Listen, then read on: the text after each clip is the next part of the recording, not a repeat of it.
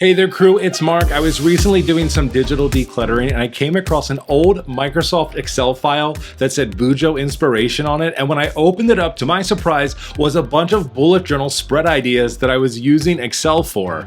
I don't know why I was doing this in 2018, but it got me thinking, I really liked this idea. Why did I stop doing this? So in today's video, we're gonna set up a brand new version of this and come up with a bunch of new ideas for A5, for B5, and for Square, and I'm gonna show you how I did it so you can do this for yourself. So whatever spreadsheets you like to use, you can use. Let's go ahead and have some fun in Microsoft Excel with bullet journals.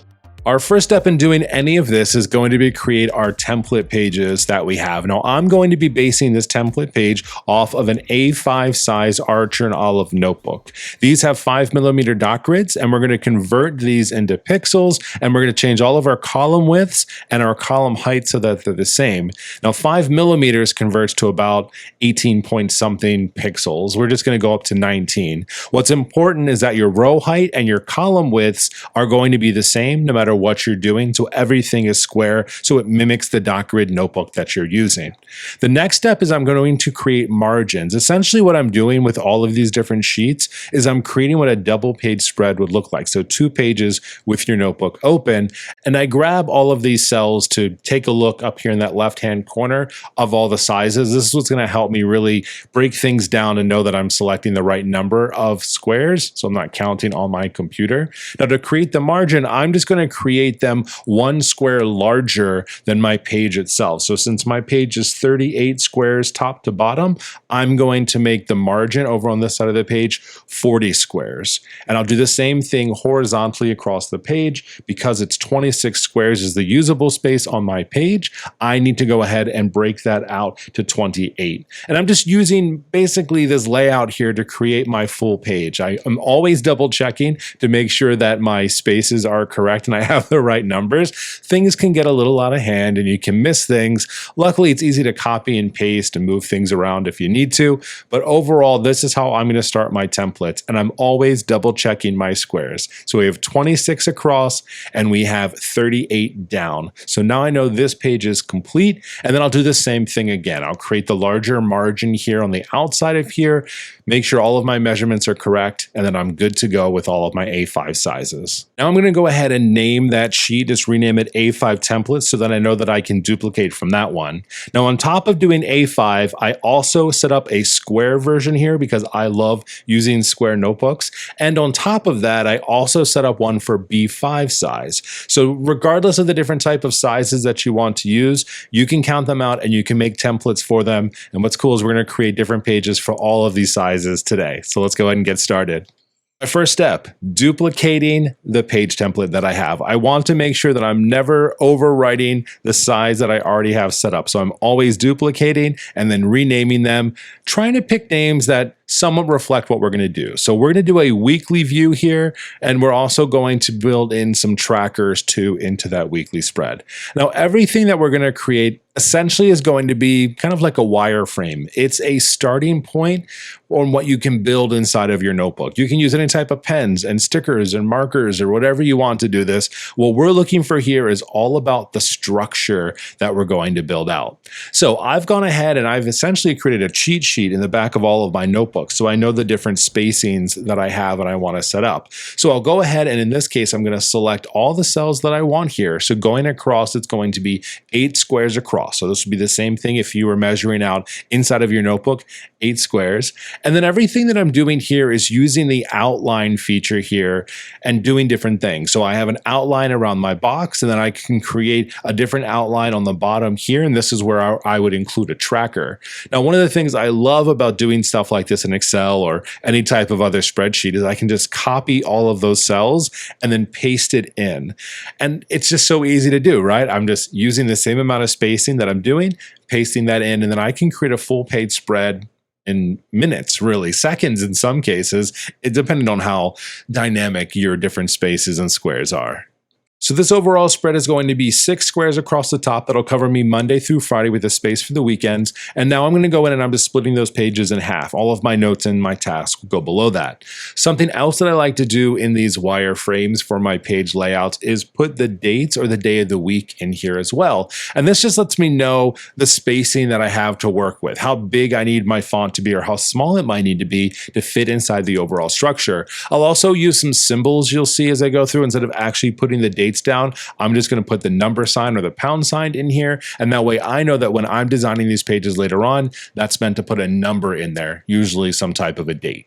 The last thing I'm going to do is I'm going to put dots inside of each of these boxes that I have here. Now these are 8 spaces, so you can break that up for any type of tracking that you might want to do. That could be 8 glasses of water a day. That could be taking 8 breaks throughout the day. Just whatever you want to do for these trackers, it's really up to you. I just like to use the versatility of the page here and just add them right into my days of the week to build in a tracker. I don't put any certain title on this one. Again, these are just ideas. I can include them or not include them. It's totally up to me. All right, next idea here, we're going to go ahead and duplicate our page and rename it into a 4-column weekly view. This is going to create a double page spread with 4 columns, but I'm going to use each of the spaces a little bit different. Over here on the left-hand side, I'm going to do a weekly overview. And anytime I say weekly overview, essentially that's when I'm laying out the days of the week. And usually I'll put appointments in here or tasks or specific notes, things that have to happen that day. And then the rest of the week is really all space for notes and tasks and things that have to go on. Now, if you wanted to, you could certainly build trackers or other things inside of here. But for me, this is all about spacing. This is all about generating different ideas and layouts that I can use depending on my needs inside of my weekly bullet journal. What I also love about doing this is it helps me just be creative and think about other ways to lay things out on my page. So instead of doing everything horizontally, sometimes I'll play with vertical lettering instead. So I'll put the days of the week and the numbers up that vertical on the left-hand side. Something else you'll see me use throughout as we create more page spreads is going to be a grayed out X. For me, especially being a designer, that's an image or something that I'm going to use there. So in the middle of these 3 other columns here, I'm putting a grayed out X. This means I can use a stamp or a sticker or a doodle or something. And it's a really fun way to remind myself to, hey, be a little bit creative. We have the foundation. Let's do something cool. What tends to happen when I'm creating this way and just kind of ideating is I will iterate on an idea as I'm finishing up the previous one. So that previous one had a weekly overview, took up a large space over on the left-hand side. This time around, I want to play around with the size of the days of the week and the dates, as well as how many days I'm getting in during the week. Typically, I like to do a 5-day work week with the weekend because I don't really use my bullet journal for the weekends a lot. So this is something also that can be helpful if you're not seeing things that work for you out there in the creative space. This gives you time to play. Maybe you saw an idea online that only had 5 days during the week, but you really use your bullet journal for 7. You can space these and size these appropriately for yourself to figure out what's going to work for you. And what's great is that you can really play with it before you put it down inside of your notebook. So what I love to do as a part of this is really set up what I think my first little module is going to be. So in this case, it's going to be a larger M for Monday, and then the dates over there on the right-hand side kind of cubed in. And then I'm just going to space everything out. I can just copy all of those cells that I have there, make sure that they're spaced appropriately. So I love just dragging that and looking at those numbers, and then go ahead and paste that in. And now I can go down this entire page and just continue to paste in those modules. And again, get kind of like a structure for what I think I want things to look like.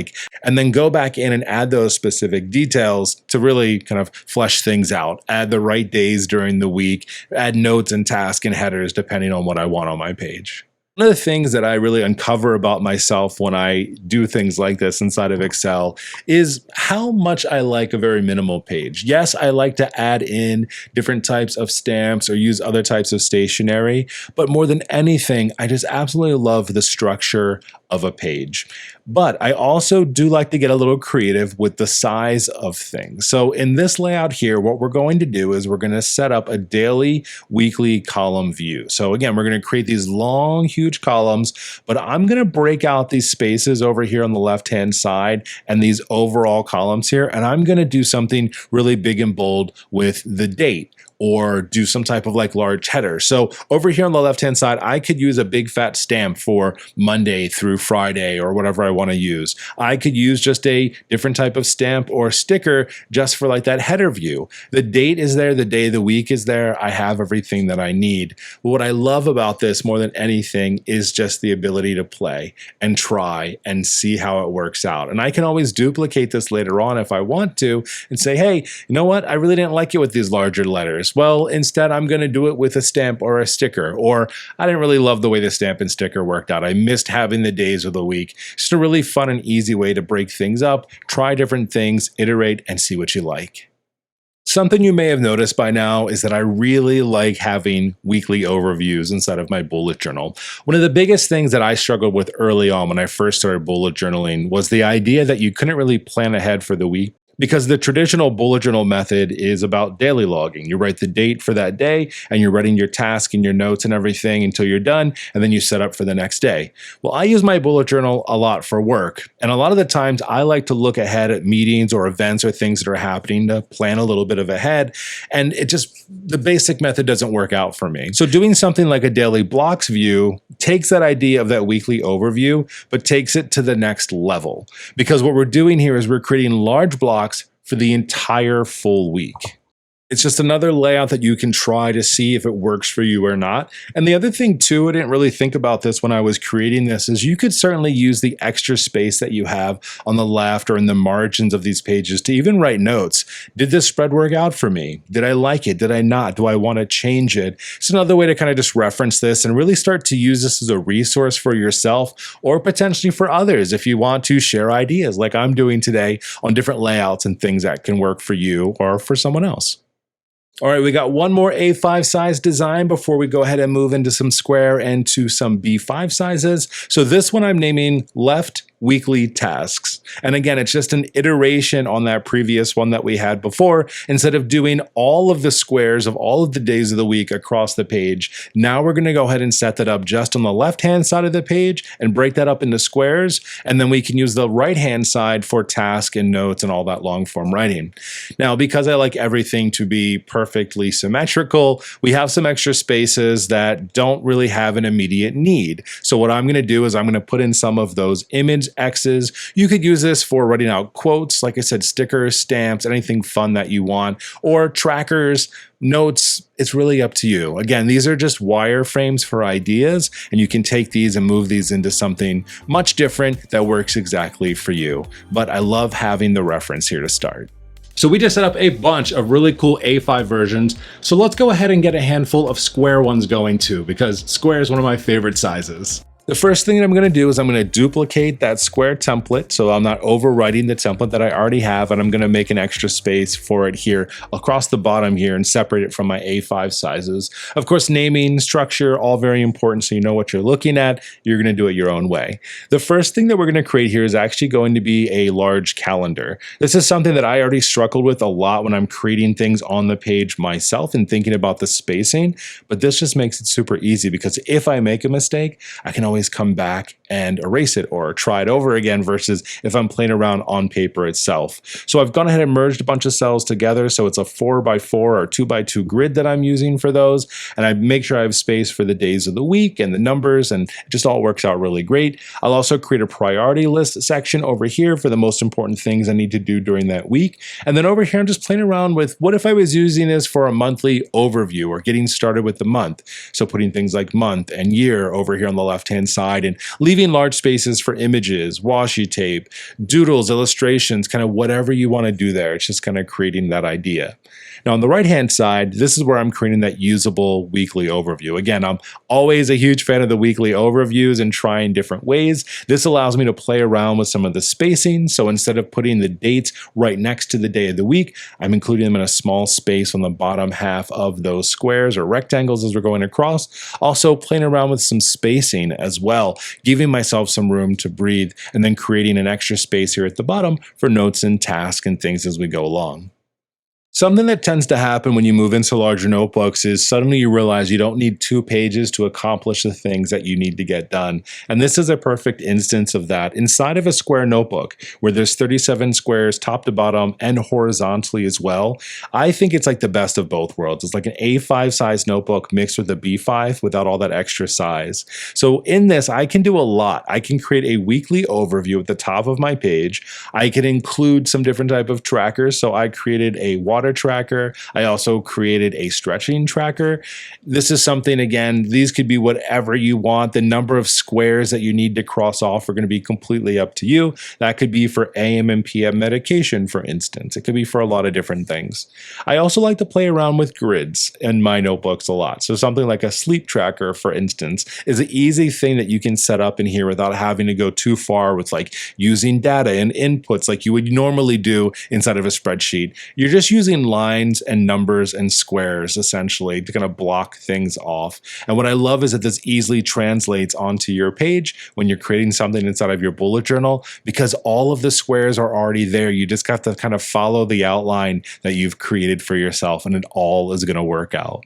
And while there are times where one page will do it for you, it's not always going to be that way. And sometimes you're going to need both of your pages. So this example here is going to cover us for an entire week over on the left-hand side. Like I said, I love a weekly overview, but I also love having the space for notes and tasks. So instead of creating full squares, something else that I like to do is kind of create like the outline of a box where I'm not using all of the sides. I like this visual because it creates a bit of openness on your page without everything literally feeling boxed in. And you could do so many different things with this. You could also come in with like a drop shadow under these lines to create a little bit of visual interest on your page. It's all about playing around with it, seeing what works. I also came back and I really liked the way the vertical lettering looked on some of those previous A5 pages. So as I talked about, I'm just bringing in these different iterations of things and kind of saying, hey, what does this look like? Does this quite work out for me? Do I want to include more lettering, less lettering? Like, what does that need to be? I also will think about how I can include other stationery. Like we talked about before, I really like including small stamps or small stickers. We all have them. While I love a good structure of a page, I also really enjoy adding like little bits of visual interest and some of that decoration in my bullet journals as well. And what I can do this way is control it, first of all, right? I don't go too far. As sometimes I will do on my bullet journals, I'll start with like a very basic layout, like for this, for instance, with each of the days of the week. And then I'll be like, oh, I want to add some stickers. And then I go too far, or I want to add some doodles. And I'm like, now I don't love it. This also just helps me to contain my ideas a little bit, right? I'm going to contain where I'm using my stamps or those stickers because I'm only really giving myself like a 2x3 square to add them into. So just another thing to think about as you're setting up your pages is think about that space. You can even measure out in squares the different stickers or stamps that you have. And that way you can already be thinking ahead of adding them inside of your bullet journal because you know the space that it's going to take up. This helps you pre-plan a lot better. I'm such a huge fan of square journals. It's one of my favorite sizes. I just feel like there's a little bit more room to breathe with that size without being so overpowering. But if you're a B5 person, like I am right now, let's also come up with some ideas and share different inspiration for bullet journal layout spreads in that size. For me personally, making the jump from an A5 size notebook to a B5 size notebook was night and day. Because if you think about it, inside of your A5 size notebook, you have 38 squares top to bottom and 26 squares left to right. Well, inside of a B5, you have 46 top to bottom and 32 left to right.